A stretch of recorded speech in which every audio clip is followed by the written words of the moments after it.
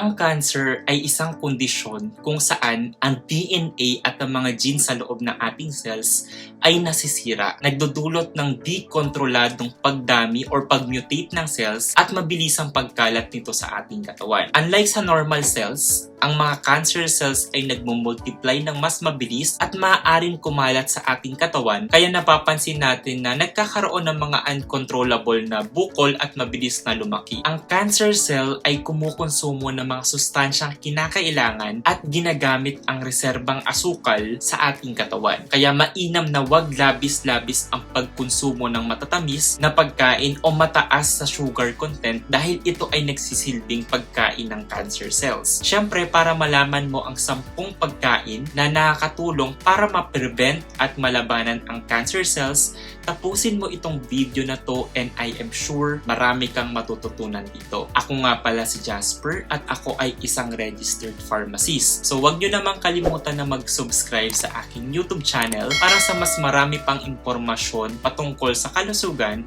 at sa mga gamot. Ang di karaniwang paglaki ng cells ay nagre-resulta ng pagbuo ng tumor sa iba't ibang bahagi ng ating katawan, tulad ng sa bituka, atay, salapay o sa baga. Ang tumor ay maaaring benign o malignant. Kapag sinabi natin na ang tumor ay malignant, ibig sabihin ay ito ay cancerous at mapapansin natin ang mabilisang paglaki ng bukol o tumor. Ang mga cancer cells ay nakakasira rin ng mga nerves, mga daluyan ng dugo at mga organs na sa huli ay naging sanhi ng kamatayan. So paano nga ba nadadamage ang ating cells o ano-ano nga ba ang posibleng dahilan ng pagkakaroon ng cancer? Ang pangunahing mga dahilan ng DNA damage ay dahil sa labis-labis na pagkonsumo ng refined sugar, high fructose corn syrup, artificial sweetener, refined vegetable oils, processed grains, pagkaka-expose sa mga chemicals, pesticides at environmental pollutants. Ang refined sugar ay nagdudulot ng pag-accumulate ng free radicals at damage sa mitochondria, which is part yun ng ating cell. Ang high fructose corn syrup naman ay nagtataas ng panganib ng cancer na matatagpuan sa matatamis na juice drinks, sauce at fast food. Ang artificial sweeteners naman ay sumisira sa ating insulin receptor, maaari din itong magdulot ng cancer. Ngayon, paano tayo makakaiwas sa cancer? Sa pamamagitan ng pagkonsumo ng masustansyang pagkain, may iilang natural na pagkain na may taglay na mga sangkap na makakatulong para sa pag-iwas ng cancer. Narito ang ilang mga pangunahing pagkain na nakakatulong para maiwasan natin ang cancer. Unang-una na dyan ang bawang. Ang pagkain ng buo o dinurog na hilaw na bawang ay maaaring mag-prevent sa paglaki ng cancer cells. Maganda kung hindi ito lulutuin dahil ang pag-init dito ay maaaring ikasira ng mahalagang sangkap ng bawang laban sa cancer. Ang bawang ay may sangkap na ajuin, allicin at sulfur na nagpapalakas ng antioxidant activity laban sa free radicals na maaaring magdulot ng cancer. Pangalawa, broccoli sprouts. Ang broccoli sprout ay mayaman sa sulforaphane, isang sangkap ng broccoli na nagpapadisintegrate o sumisira sa cancer cells. Naglalaman ang broccoli sprouts ng 100 times na mas maraming sulforaphane kaysa sa fully grown na broccoli. May mga pag-aaral din na ang pagkain ng broccoli sprouts na mayaman sa sulforaphane ay nagpapakita ng pagdami ng enzymes sa ating liver na sumisira sa mga toxins at chemicals sa ating katawan. Pangatlo, blueberries. Ang blueberries ay may sangkap na anthocyanins, isang mabisang antioxidant na nagproprotekta sa ating cell mula sa free radical damage. Nakakatulong din ito para lumakas ang ating immune system. Pang-apat, fermented cabbage. Ang fermented cabbage ay mayaman sa vitamin C. Isa sa mayamang source ng vitamin C na naglalaman ng 700 mg ng vitamin C sa isang cup nito. Nakakatulong ito para mabawasan ang pamamaga at nakakatulong din para alisin o pababain ang level ng free radical sa ating katawan. Ang iba pang healthy fermented na pagkain ay ang pagkain ng yogurt, kimchi, miso at ng kefir. Panglima, cruciferous vegetables. Marami sa atin ang inaabuso ang ating katawan sa pamamagitan ng pagkain ng junk food or ng chichirya. Pagkahilig sa fast food, mga pagkaing mataas sa sugar, pagkonsumo sa labis na alcohol, at iba pa. Lahat na yan ay maaaring mag-cause ng toxins build-up sa ating katawan na nagtataas ng risk ng pagkakaroon ng cancer. Ang pagkain ng cruciferous vegetables ay labis na makakatulong para labanan ang mga toxins na ito. Ang mga halimbawa ng cruciferous vegetables ay repolyo, broccoli, at iba pang mga green leafy vegetables.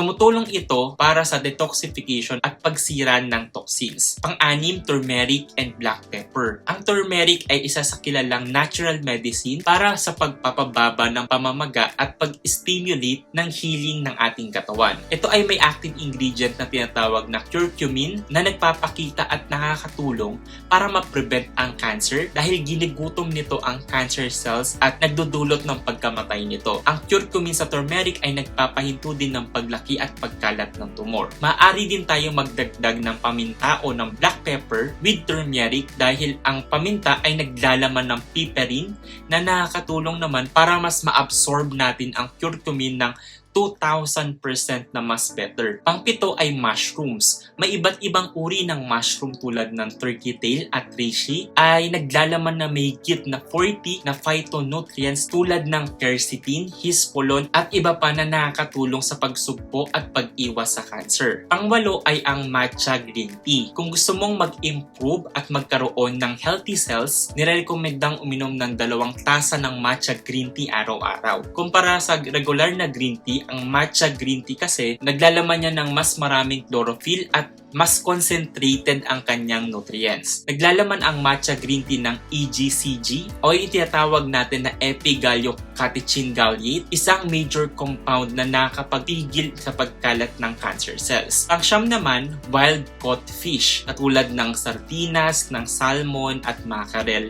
na may omega-3 fatty acids. Ito ay nagpapababa ng pamamaga dahil usually ang cancer cells ay kumakalat yan sa ating katawan na namamaga at damage. So mas magandang magkonsumo tayo ng pagkaing mayaman sa omega-3 para mabawasan ang pamamaga at ganun na rin ang pagkalat ng cancer. Pang-sampu naman ay ang pagkain ng dark chocolate dahil ang dark chocolate ay mayaman yan sa antioxidants at phytonutrients at ang antioxidant na flavonols ay may kakayanan na labanan ang cancer cells at marami ring health benefits ang pagkain ng ilang cubes ng dark chocolate katulad ng pampaboost ng cognitive function, pag-improve ng mood, maganda rin ito para sa ating puso, meron siyang anti-stress at anti-aging property. Nakakatulong din ito para ma-regulate ang ating blood pressure, ang ating cholesterol at naipapababa nito ang ating cortisol level, isang stress hormones na nagiging dahilan din ng pagbigat ng ating timbang. Maliban sa pagkain ng masustansyang pagkain, narito yung ibang mga activities or gawain para ma-prevent natin or maiwasan natin ang cancer. Una, ang pagkakaroon ng fasting. Ang paminsanang fasting ng 48 hours o mahigit pa upang gutumin ang cancer cells. Tandaan natin na ang pagkain ng cancer cells kaya sila lalong lumalaki ay dahil sa glucose o sugar. Pangalawa, pagkain na may soluble fiber dahil ito ay nagko-contribute sa pagtaas ng level ng butyrate, pagpapababa ng pamamaga at maiwasan ang DNA damage na nagdudulot ng cancer. Pangatlo naman, ang pag-iwas sa mga pagkaing may preservatives. Iwasan na natin yung processed meats, yung mga chichirya at iwasan din ang pagkain sa mataas sa sugar. Kung gagamit kayo ng mantika, maganda kung canola oil, kung olive oil, yun yung mga mantika na maganda sa ating kalusugan. Pang-apat, pag-inom ng tubig. Dapat umiinom tayo ng tubig na hindi bababa sa 1 litro araw-araw. Panglima, pagkain ng organic food. Ang pagkain na may mataas na antioxidant ay labis na makakatulong sa ating kalusugan. Ganun na rin sa pag-iwas sa cancer. At pang-anim naman, ang pagkakaroon ng regular na exercise. So, dapat naglalaan tayo ng at least 20 minutes na exercise nang hindi bababa sa 2 beses kada linggo upang mapataas ang antas ng ating oxygen sa ating dugo. Dahil ayaw ng cancer cells ang environment na may mataas na oxygen. Lastly, iwasan natin ang paninigarilyo at iba pang mga nakakasamang habits. Kung kayo ay may nakakapang mga bukol na tuloy-tuloy ang paglaki, agad na magpakonsulta sa inyong doktor para ma-check up kung ano man ang dahilan ng pagkakaroon ng mass sa ating katawan. So yun lamang po at kung kayo ay may katanungan Mag-comment lang kayo sa ibaba ng video para ito ay aking matugunan. Muli, as a registered pharmacist, ako ay nagpapaalala na ugaliin magtanong sa inyong doktor o pharmacist patungkol sa inyong mga gamot para maiwasan natin ang medication error o paglala ng inyong kondisyon. For more drug information, do not forget to subscribe to my YouTube channel. See you and have a great day po. Bye-bye!